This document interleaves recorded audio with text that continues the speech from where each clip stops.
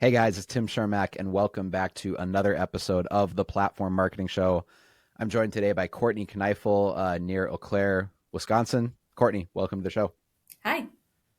This is really cool because I know that I remember I had I think it was last spring maybe. I had a phone call with you where you had been in platform at that point for I don't know 6 months, 12 Yeah. months, and you were starting to kind of think like, I don't know if this is working or I don't know if it's working well enough. You were because you were kind of at that point, right? Where at that, Yeah. again, I can't remember if you had been working with platform for, like I said, I want to say it was 6 months. yeah, 6 months. It was somewhere between that 6 and 12 month mark. Yeah. And like most people feel at that point, that's like very, very common. It's actually what we expect, frankly, is that you're not going to see life changing results in 4 or 5 months or 6 months. Some people don't see crazy results in their first 9 months. It usually takes more like a year. And so it's fantastic that here we are about a year later, you're on the, platform marketing show being interviewed as like a case study of like what success looks like. Yeah. So just to kind of set the table here with where your business is at. Um, Prior to ever joining the platform marketing program, you were kind of hovering around 7, 8 million. The Yep. first year that you joined, that kind of ticked up to 14 million, which is already fantastic, Hmm. fantastic growth there. Like most agents, the vast majority of agents in the United States will never sell 14 million. So even hitting 14 million means that you're already like very successful compared to the average realtor out there, right? Oh, This thanks. year, we don't know where you'll end up this year, but this year you're tracking to probably grow from 14 million to over 25 million plus, like somewhere in between Yeah. 25 and 30 million, Yes. um, which is phenomenal considering just like 2 years ago you were at 7, 8 Yeah. uh, million. So tell me about your market. What is, the Eau Claire, Wisconsin area like? What's the population? What is the median price point there? Who are the typical clients you're working with? Kind of give me the lay of the land of what your market, your situation looks like. Yeah. So we call it the Chippewa Valley. So it's essentially like Eau Claire, Chippewa Falls, Bloomer, and a bunch of little small towns all around. Like Osseo, very important small town there. And so we have kind of um, a smaller area. I would say like maybe less than 100,000 people between, I think like Eau Claire is like 70 and then Chippewa Falls is like Yep. 16, 17. But we have a flooded market with agents. So like, I think we have, someone once told me, I think it's like 2,000, 3,000 agents. Like we have a ton of agents that service this area. Yeah. And so it's a very flooded market with agents. Our average price point is probably around that 350 mark. And then most of our people around here are either going to be like your first time home buyers or people that are kind of like moving up to the next level. We have a lot of older generation people here that typically don't sell their homes unless it's an estate. So And so your price point's right around 300, 350. Is that what your personal price point is, or is that just the median in your area? that's the median in the area and probably pretty close to what I hit. Okay. So for you to sell, you said last year you did about 14 million. This year you're on pace actually for like 25 million plus. You got to Yeah. sell a shitload of homes to hit 20 million, 25 million in sales volume. Yes, I do. And in this market, I'm not from here. I grew up in the military. So like Okay. when people are like, "Oh, work your sphere." Like I didn't have a sphere. I had to create it. And I did that by like really being involved. So even before a platform, like I was on the school board, I showed up at all the events, all the fairs, all of the, shows, the trade shows. Like I made a presence as many places as I possibly could. And I piled out a lot of marketing into things that were very exclusive and that were very stagnant. So like I may not have gotten a referral off of it, but people would start recognizing like, I know that girl. I know that girl. Um, and so like to build and have that many sales, like it's crazy because like I said, I'm not from around here. I don't have friends and family here. And you did all that. I mean, it sounds like out of necessity because Yes. it's like, hey, I couldn't fall back on this, deep and rich social network of my parents know a bunch of people or all my Yep. friends. It's like you were a military kid moving around. You didn't really plant roots anywhere. Now you No. find yourself living in, the Chippewa Valley, Wisconsin, and you don't know anybody. And I feel like it's like, not that you're in a small town, because you said like your area has like 100,000 people. So that's not like a small town per se, but it's definitely not a big metro No. area like Houston or Chicago or something, right? And so the double-edged sword of being in a more kind of Midwestern, not rural, but you're not in a big city, right? Yeah. Is that everyone's like, oh, it must be so much easier to be in a smaller town because it's so much easier to stand out. It's like, well, the other side of that story, as someone who's from, I'm from a legitimate small town myself in Minnesota, is that yes, it's smaller. So yes, it's technically easier to build a big brand where everyone recognizes you because just less population. But the difficult part of that is that almost everyone not only knows realtors, they're like Yes. friends with realtors, right? Yep. So it's much more difficult to break into that market and have where no one has loyalty to you because they don't know you, because their realtor that they've used for potentially generations, right? Uh, isn't just a realtor the way that someone in a big city like in Charlotte or in Nashville has a Yeah. realtor. It's like often in these kind of small Midwestern towns, like their realtor is someone who their kids go to the same school, they go to the same church, and they sit one row down on the pew.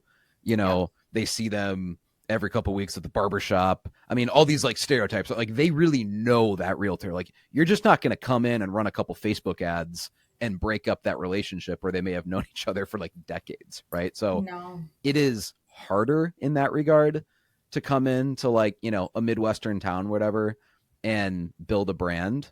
But if you do it right, then yeah, you can do really, really well. And that's exactly what you've done. Like, how would you say that you've harnessed the platform strategy to kind of like leverage what you were already doing, like the ways you were already involved in your community, even before platform? I would say like platform really helped with just making me, more visible because I tried to be in different places all the time. And like social media is kind of like that one stop shop. That's where everybody goes, that's where everyone hangs out. And so that was really helpful for me. And then also, like a lot of the local content, that helped a lot too because people didn't look at me as just like a realtor. They looked at me as more of like somebody who actually cared about the community. So, and it kind of, I mean, that fits my image. Yeah. Yep. How long did it take you to feel like, okay, I think this is working. I think it's finally, all this effort I'm putting into this platform strategy, I think it's finally paying off. Because, I remember having this call with you. Again, I can't remember what exact month it was, but we're going to say it's somewhere around 6 months. And I don't think you were like, hey, I'm going to quit literally the next day unless Tim cheers me up or something. But it was kind of like, I'm not sure if I should keep doing this. I kind of need a perspective shift. Like, am I on the right track? Like you had Yeah. reasonable doubts, right? Yeah. When did that change? Do you think like it was 9 months in or a year in, or how long did you have to stick with this to really feel like you had turned the corner and it was worth it? So I think I want to say like first of all like I never really wanted to quit, but I was financially like I was like, oh gosh, like that's I think the biggest thing as a realtor, Yep. right? Like if you don't have money coming in, how am I going This to has pay to for start this like working. Yeah. super Yep. great program? And so like I had to kind of make that decision. And right around the time that I was like, okay, I can't do this anymore, like my first lead came in from like they were like, hey, we saw you. They actually knew one of my very close realtor friends, were friends with his parents and still decided to use me because of platform. And I was like, okay. When you say because of platform, what specifically did they like your listing video marketing or? They loved my videos, they loved my Okay. marketing, they loved how present I was. And so that didn't just get me a listing, it got me a sale. So like I helped them buy a house and then almost immediately helped them sell theirs. So like that right off the handle is like, all right, so that will take care of the rest of this year for platform. Yeah. Yep. And then it just kind of snowballed. Like my most recent one, it was just a small house, under 200,000.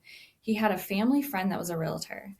And I've never met this person. And he called me up and I came over and I asked him, like, how did you find me? And he was like, Facebook, you're all over Facebook. And so I was like, okay. And he told me about the experience he had with his friend. And he was like, I don't think I want to put the sale of my house in his hands. And I listed it, and within 2 days, we had an offer. And like, that's kind of how Yeah. it's been with everything. Yep. So I think a lot of people see that. And I have another one, like lake listing, it's a lot. And I've never heard or met of them in my life. And they called me one day and they're like, we know we want you to list this lake lot. We see you Yeah. all over. We Yep. love your marketing and enthusiasm. We want you. So like it's happening way more often after I would say what I think I joined like in August. So like I'm coming up on my full 2 years here. Um, so it must have been about the year mark that I actually was having that conversation with you. But I would say like you have to be in it for at least a Yeah. year Okay. and do the things your account managers tell you to do. Jacqueline will tell you that she's my biggest advocate and pusher of doing the things I need to do because I tend to let things linger from one week to the other. I could probably get way more out of this if I did everything you guys told me to do. Um, That was probably at least one of the variables in your first year of maybe why it took a little bit longer to see results, is because very, very often, I'm not even saying you in particular, but very often a client has been with us for, whatever, 7, 8, 9 months. And they're like, I really thought this would be working by now. And then we kind of have like a come to Jesus conversation with them about, well, it probably would be working by now if you would actually do every week what your account manager is telling you to do. And if you do this ad or that video, but instead mhm. what a lot of clients do is they every week treat the marketing homework from their account manager as kind of like a just soft suggestion of, Yeah. hey, here's what I think we could do. And they like pick the ones that they want to do. And it's like, well, my account manager, whatever, gave me 4 or 5 ads this last month and I liked one of them. So we did that one. It's like, okay, but then after a year, that means that basically you haven't done 75% of what we asked you to do. Yep. And then it's like, well, of course, you're not going to get the results as people who do everything we ask them to do. I use this example constantly on the podcast of like, imagine hiring a personal trainer and paying whatever $100 a session, going to the gym, and then you should have time to do, in an hour workout, probably what, 8 to 10 different, sets of different exercises, whatever. And what if like you just said no to all but 2 of them? So you were there a whole hour, but only did 2 different exercises. It's like, well, you're Right. not going to get the results that someone else gets if they go and actually do all the sets of all the exercises that the personal trainer is being paid to guide them on. Yep. And it's like the same thing, right? So I think often also what happens that maybe we don't discuss this enough on the platform show is that sometimes it just takes 6 to 12 months, I think, for the realtor to finally like trust platform or trust Yeah. your account manager enough to be like, okay, I'm just going to do everything you say. And then typically once you do that, after a couple months of just going all in, then the results kind of just magically, Oh yeah. appear. Well, not only that, but like even around here, like I'm the topic of a lot of brokers, like Tuesday sales meetings, right? Like, how is she doing it? Like, have you checked out Courtney's new post? Like, I get that all the time from my friends, like, oh, you are the topic of our discussion again. Like, and I think like it works. It works. You have to trust the process. You have to do the things you're supposed to do. And we're all busy. Like, I mean, I can sit here and say, like, oh, yeah, I just don't have time. You make time for the things that are important. So, like, For sure. I just need to step up my game as far as that goes. But I mean, I simply would never give up platform just because I don't want anyone else to take it from me. Yeah. Right. So, Right. Well, I mean, like, it's not surprising that all the other agents in your area are like, oh, what is Courtney doing? How is she getting all this attention? Because it's one thing if like, oh, wow, her Facebook posts get a lot of likes or comments or something. But it's that, and they're obviously noticing that, like, wow, her production really oh, blew yeah. up in the last, couple years. It's like, yeah, her social media is kind of going berserk in a good way. And look at her sales. Her sales went from 7, 8 million to 14. And now this year you'll do 20, 25 million. Like that's noticeable, right? Like, Oh, because yeah. most agents might go their entire career, and what their entire career sales arc looks like is like, oh, I did 5 million. And then a couple years later, I eventually made it to 6 or 7 million. And Oh then maybe yeah. in my best year ever, I did 8 million. And then I just never could break above 7 or 8 million. Like that's the vast majority of agents is even if they've Oh been in the yeah. business for decades, most will never get past 10 million. And you in a period of essentially 24 months went from that kind of plateau of 7 or 8 million Oh yeah. to you'll do Well, this year well over 20. And by the way, that's my favorite point. When someone signs up for platform and they're at 7 or 8 million, that to me is like the sweet spot because that tells me that you know how to be a good realtor. You're probably getting some referrals because it's difficult to do 7 8 million just off of cold brand new lead strangers. Like yep. you're doing a good enough job where you're getting some referrals. Your clients are telling their friends about you, but typically the difference between someone doing 7 or 8 million and someone doing like 20 million, like it's a one word answer. It's marketing. Well, and I think, I've only been an agent. I'm going into my fifth year. So it's not like I've been this agent who's Yeah. had this huge long past of like Right. clientele. Oh no. Like, I mean, in my first year, I did 17 transactions, which was sadly, I think the third top producing in my office at the time when I worked with Adina. Okay. And then my second year, I did 34 transactions, what put me second to the top of the team, like, or of Adina. So, like, Yep. the one thing I'll tell people, and I think I find with most agents that you talk to, even with platform, is the one thing no one can do with us is out hustle us. Like, we're the people that no matter what they do, we will 100% outwork them. And that I think makes a huge difference. And it speaks volumes to like the type of people that we have on the platform team.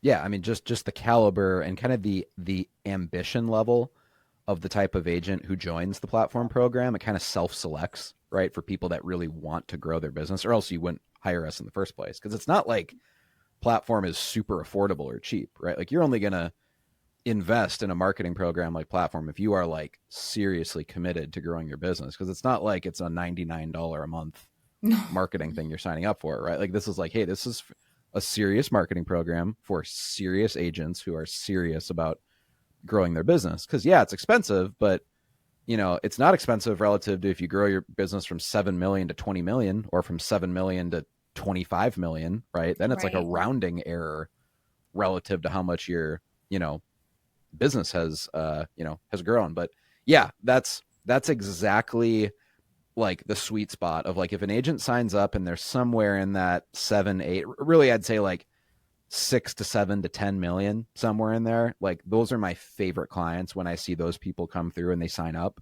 because I know that like, oh cool, that person's probably a really good agent, they're good at what they do, they just haven't yet like poured gasoline on the fire, right? They haven't Yep. applied their maybe they're the best agent in their community, but because they don't have any marketing, they're not the best known agent, right? And those are two very, very different Oh things. yeah. And I can't make you the best agent, but I can make you the best known agent. So if you already know that you're good at what you do, like, obviously applying the platform strategy to your community means that, hey, we're going to make the whole community know that you're good at what you do. And then you'll have this phenomenon happening where, people aren't working with their friends because they want to work with Courtney, right? That's awesome. All right. So what have been some of your favorite ads? You've been in platform for a couple years now. Are there any particular like retargeting ads or listing videos or anything that kind of pop out in your memory like, Mm. hey, that was a really good one, or this one got a lot of engagement in the community, people even told me in real life that they liked such and such post? Oh yeah, I would say so. My favorite video is the one where you take the phone and you throw it over the house and kind of do like an aerial. That one probably is the one I'm most known for. Okay. Um, but then like my favorites, like kind of static post is the one we just did recently on pizza places. And so like I think I have like 30 responses and like just tons of people engagement. And then I also ended up getting a call from one of the owners telling me that like the next time I go there, pizza's on him. Like he just couldn't thank me enough for shouting out his pizza place. So I think like it's just that was super, super engaging and it had nothing to do with real estate. Honestly, those are like my favorite ads because you're building a valuable connection in your community, which that'll pay dividends in the future, having that relationship, right? Oh yeah. Because they'll tell all their friends about you, and that. Well, so I love that angle of it, but also what makes it work from like a marketing perspective, like marketing psychology, is that anytime you can be in an ad and you're kind of being a champion of your community, but the ad isn't about you, right? It's about something. You're using your social media and your reach, and you're using your brand, to highlight or promote another local business, but it's not Right. about you. You just happen to be in the ad though. So anyone who sees that post is still getting a healthy dosage of Courtney, right? Like they're seeing you, and they're even seeing it's coming from your page. So your name is, obviously in the name of your page, but like, because you're not talking about yourself, or you're not talking about a listing for sale or an open house or whatever, it kind of flies under people's bullshit radar, Oh and they yeah. don't realize that they're being advertised to, but they're still like remembering you and like, Oh oh, that's yeah. right, Courtney, talked about the pizza place or whatever. It's like the ultimate stealth marketing strategy because it's an ad that doesn't look like an ad. Right. And like because of that, there's this bar here that I ended up selling the owner a house a while ago because of this. And then now he will not allow any other realtors to put their cards up in his bar. Anytime a realtor comes in and puts cards up, he takes. Yeah, and like the bulletin board thing when you walk in. Yeah, Yeah, so it's only me. He only allows me like that's so funny. so it's kind of cute. He's just like, "Nope, you're the best realtor in town and no other realtor is going to put their cards up here." I'm not even sure if that's like a whole American thing or if that's just a Midwest thing, because I I live in think it's Florida probably now. a Midwest thing. And I'm like, I don't even know if like places in Florida do that. Like maybe they do and I just haven't noticed, but for sure in the Midwest, all those like locally owned cafes, restaurants, bars, typically when you walk in, there's a little bulletin board right when you walk in, and that's just full of a bunch Yep. of, local people will take a pin, right? And like pin their business card to this bulletin board. Um Anyways, that's hilarious. Yeah. Um so you've done obviously listing videos, you've done a lot of retargeting ads. Yep. Um, at this point, you've probably done hundreds of ads if you've been, a client for a couple years now. Do you know on a given month, like how much are you spending on the actual Facebook ads? Like what's your ads budget every month? Oh gosh. Whatever Jacqueline tells me to spend. Okay. So like I want to say it was like at 300, but I've seen it come through like anywhere from like 3 to 9. Oh, it would have to be way more than 300. I'm guessing you're probably at like 1,000. Yeah, maybe like I remember the last one I think was like 700 and I was like, "Oh, okay." But like I don't even pay attention to it anymore. I'm just like that's All just right. what we have to do. Now I'm curious. So as we have this conversation, I'm just gonna send Jackie a quick message. All right, I just sent Jackie a Slack message, so we'll see how she responds to that. But yeah, I think most people in the platform are probably spending somewhere between, like, on the very low end, like $900 to $1,000, and as much as 1,500 in ads in a month. It just depends on how many listings you have, right? Because obviously, if you have a bunch of listings in a given month, well, then we typically are advising our clients to, you know, spend more money on ads in the month you have a bunch of listings. Because if you get, lucky enough to get 4 or 5 listings in a given month, you don't want to just cram all that into like a finite ads Yeah. budget. Like we usually advise spending $500 per listing video, because that'll ensure that you just get like a ton of views in your listing videos. I know some people, if you're in a really rural area, smaller town, they're like, hey, I don't need to spend 500. I can saturate my entire area with 300, and that's fine. But Yeah. most people are probably, I think, most people getting the results that you're getting. I'll just say that when you hear a case study of a platform marketing agent who's grown from 7-8 million to 14, and now this year you're on track to hit probably 25 million or more, almost always an agent like that is probably spending closer to $1,500 a month on ads. um and so like often when clients are like, oh, I'm not growing as much as some other people are, one of the first questions I ask, all right, Jackie just messaged me. One of the first questions I asked was, well, how much are you spending on ads? Because it seems like a little thing, but if you are spending, let's just say $1,000 a month on ads, because that's a round number, and an agent in the platform that maybe you're jealous of because their business has grown so much more, whatever, if they're spending 1,500 and you're spending 1,000, it means they're reaching 50% more people Yeah. every month because their budget is 50% larger, going from 1,000 to 1,500. So that extra $500 a month doesn't seem like a lot, but in terms of the marketing reach that creates, it makes a huge, huge difference. So, all right, Jackie just messaged me back and said that, hey, Courtney spends anywhere between 1,000 and 1,500 a month, depending on how many listing videos she has that month. So, okay, well, and again, like that would mean that in the course of a year on your ads, you're spending somewhere between probably $15,000 and $20,000 a year on ads. But from a GCI perspective, your GCI has basically grown from being about 200K to this year will be over 500K in GCI. Yeah. So I think last year it was 360. Well, because last year you said you hit about 14 million. Yep. Yeah. I mean, it's huge. And I definitely, and the other thing that it helped me do too was partner with a new construction builder. They saw my stuff and they were Okay. like, hey, we want you on our team. And so, I own my own business, Lux, and then I also broker for a new construction company. And I mean, it's huge. So, What's the price point of the new builds? oh gosh, anywhere from 5 to 800. Okay, so that's much higher than your median price point in your area Yep. then. Yep. And I think sometimes more importantly, when you're playing this long game of building a brand in your area, right?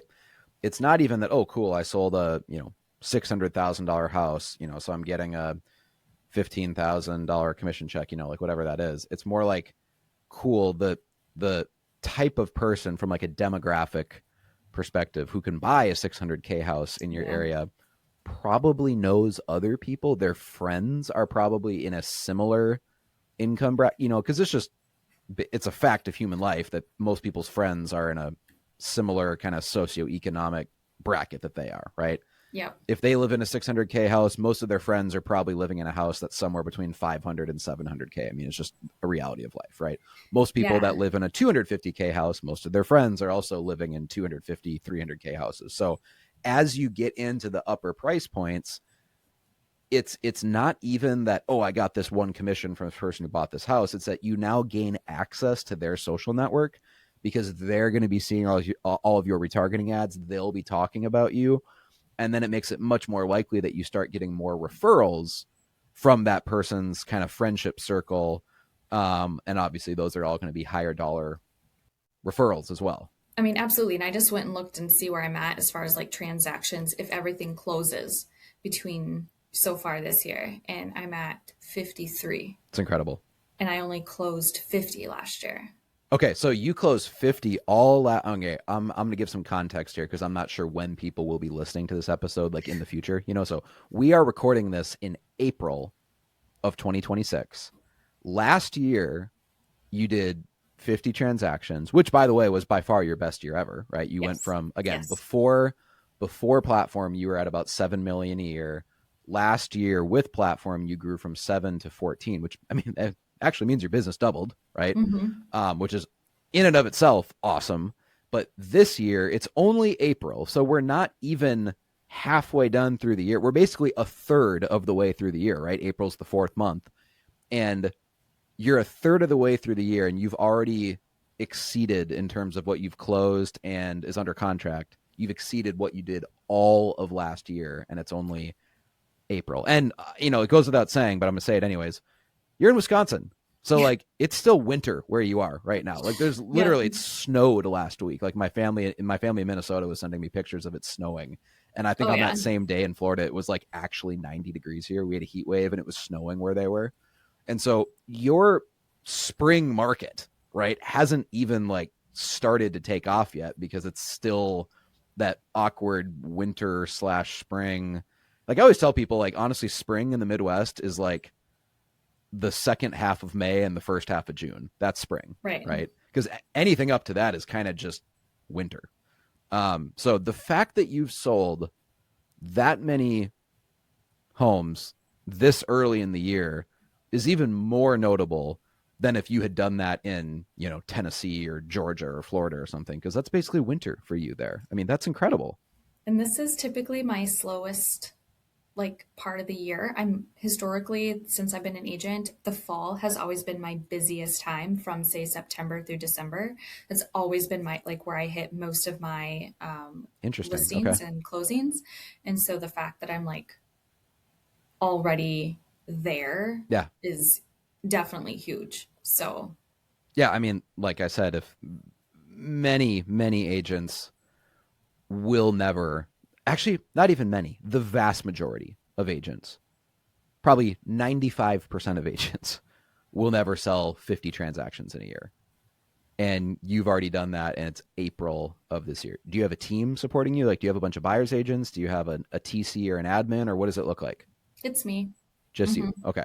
So again, like putting that into perspective, this is not a team production where Courtney's taking all the credit, but actually she has a team of 10 people that did 50 transactions. It's you, right? So Yep. you are the one keeping all that money. So that's life-changing money for you. I mean, that's incredible. Um, Yeah. that's awesome. Are other agents in your like office or in your community like do you get a sense that they're jealous of you at all, or they're like, how the hell is she doing this?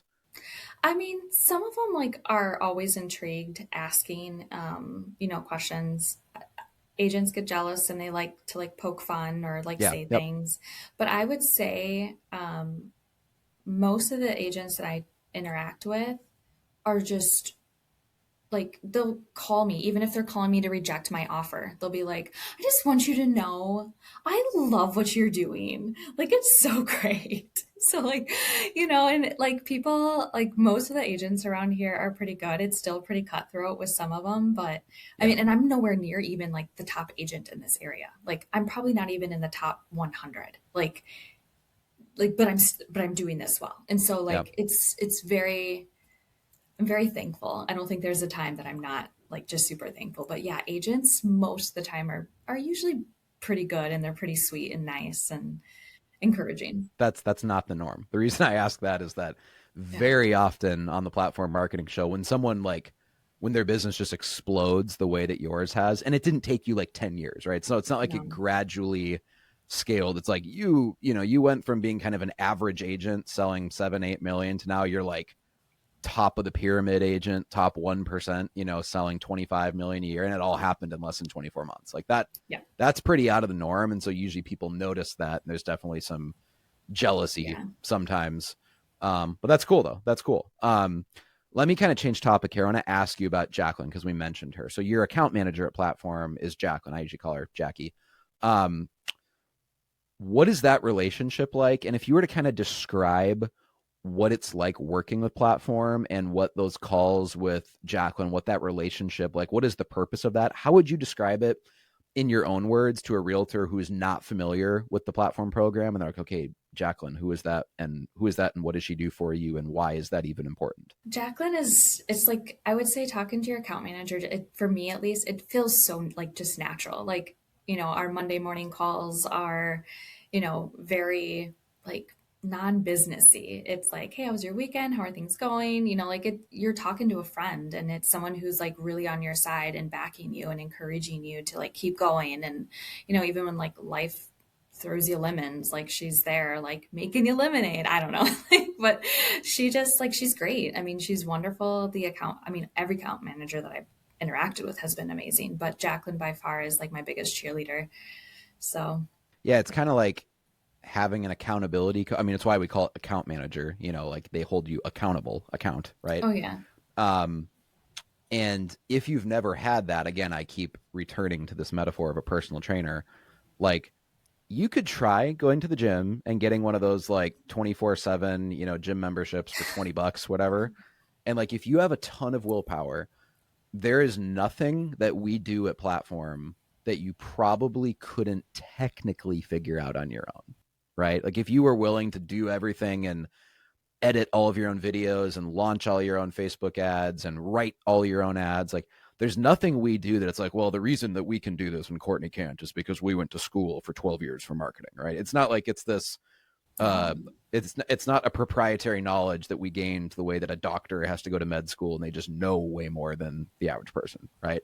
Like you could technically try to do all this, But a huge part of it is that, like, well, there's built-in accountability. And it doesn't matter how smart you are. The smartest people in the world still need accountability. Like Oh Tiger yeah. Woods still has a golf coach. Michael Jordan had a basketball coach, right?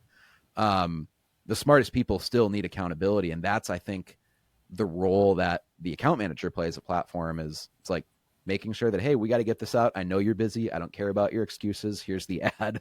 Here's the Yeah. ad that I want to do. And actually, I don't know if Jack's ever told you, she is like a CrossFit certified trainer. She, she probably needs to beat me more often, I would say, because like she's so nice to me. I'll be like, I'm so busy. I have too much going on. And then she's so nice. And then I'm just like, then I feel bad. So I'm like, I don't want to let Jacqueline down. No, right, So right. And that's totally a part of it, is that yeah. like you don't want to hop on that call knowing that you didn't do your homework that she gave you, previously, just the way that a kid doesn't want to show up at school when they're in second Yeah. grade and not have their homework done, right? Like human psychology is human psychology. So I think that makes a huge, huge difference. And it's why so many realtors that maybe have tried other marketing programs or other coaching programs or whatever didn't really get results, and then they join Oh yeah. platform and they finally get results because there was that missing piece kind of missing of that holding you accountable on top of doing all the marketing stuff, right? But it's like A holding you thousand accountable percent. so that we can get you the results that come from the creativity of the marketing. Have you been to the masterminds before, like the in-person masterminds? Yeah. Yeah. I went this last year. Okay, cool. So you were there in Naples with us. Yep. Okay, awesome. What was that experience like? Again, for people who maybe aren't in the platform, or maybe they are, but they've never attended a mastermind, how would you, I guess, frame that in your own words of how does that experience add to the overall platform experience? And by the way, it's crazy that I even have to ask if you were there, because like it wasn't that long ago where I just personally knew everyone there, because we'd have like 50 people there, right? So it's like I would know everyone. And now I Yeah. think last year it was like 250 some people, where it's like, yeah, I don't personally get to talk to everyone. Like, so I have to actually ask, oh, were you there? And maybe you even talked to me. I don't know. There's just so many people there that's hard to keep track. So I apologize for that. But No, that's okay. if you were there, I'm curious, what is your takeaway from just the fact that you get to have that mastermind that other agents in your town don't have the equivalent of something like that? No, I would say like, so for me, I don't like crowds. So I would say like it was difficult to make the decision to go. But my friend Amber, who's also an agent in North Dakota with Platform, Oh, Amber Flynn. Yeah. yes, she strongly encouraged me to go. And so I went, and I met some great people. And I would say, like, it was definitely informative. I walked away with a lot of things that, like, I need to make this plan. I need to think about this. I need to do these things. It was very kind of like inspirational listening to like where everyone started and where they're at now. And, not everybody aligns with your story, but you can see how much dedication the agents that even made the Hall of Fame, like how much dedication they have. And I mean, some things were for me and some things weren't for me, and I think like but most of it, like, I thoroughly enjoyed, and it just felt like rejuvenation. Yeah. Like I Yeah. was ready to hop back home and hit the ground running. Did you get a chance to talk to Jacqueline at all there? Oh yeah. Okay, cool. So you actually got to meet your account manager and kind of Yeah. hang out in person a bit. Yep. Um, what was your favorite restaurant in Naples? The only one we went to was that one in the grocery store, Oh, seat to table. Okay, yeah, which was good. Like the food was really good. yeah, which is still kind of fun. It's a vibe. Super crowdy, not Yeah, for a girl like me, but yeah. No, I'm like totally the same way. Like everyone assumes that because I host a podcast or because I'm the CEO platform, whatever, they just assume that I'm an extrovert, and I'm absolutely not an extrovert. yeah. Like I am an introvert, and I do not like big crowds. I frankly don't enjoy going to seat to table when there's like 5 gajillion people there. Yeah. I would much prefer going to like a quieter restaurant with maybe a small group of people and having like a deep conversation. Like the masterminds are really Yeah. intimidating for me now because they're big events, and I don't like that. Yeah. um, I would way rather hang out with a couple clients and grab coffee in the morning and just go deeper than be in a room of like 250 people. So I'm completely the same way. I'm Yeah. totally pooped every night, And people are like, oh, you want to go to this bar and then we'll go here for an after party? I'm like, no, I'm going to go to sleep at like 10 p.m. And I'm like, I need like 9 hours of sleep before the next one to like recharge my social batteries, you know? Right. Uh, cool. Well, I always like asking about that because now that platform has, scaled and we have clients all across the country, the mastermind is, often the one time of year we might actually get to meet and hang out with people in person. And I think that even deepens your relationship with like Jacqueline, right? Where it's like, Oh oh, yeah. cool. I've actually like met her in person now. So now it feels like not that the relationship wasn't real before, but it feels even more real in a deeper way if you've actually hung out in person, with her. And maybe there's people in the Facebook group that you've been following that you're like, oh, I love this agent's marketing. I love what they've done with this or that. And then you get to actually hang out with them in person and you realize like, oh, cool. They're kind of like just like me. Yeah. I'm No. maybe like putting them on a pedestal and I thought they were this celebrity, but they're actually just like me. And maybe they've just taken a little bit more action than I've taken, or they've been willing to take a little Right. bit more risks in their, and you Yes. realize like, oh, I can do that too. I think like to me personally, that's the most valuable part of attending any conference or mastermind or anything like that is it just broadens your sense of normalcy because you might meet someone there who's like making a lot more money than you and then you talk to them and get into like a conversation about okay, but what do you actually do, like how have you grown your business all that much, and then they just tell you and you're like, oh, there's actually nothing complicated about it, they're just doing some of the things that I haven't been willing to try up until Oh, a this point. thousand percent. Oh yeah.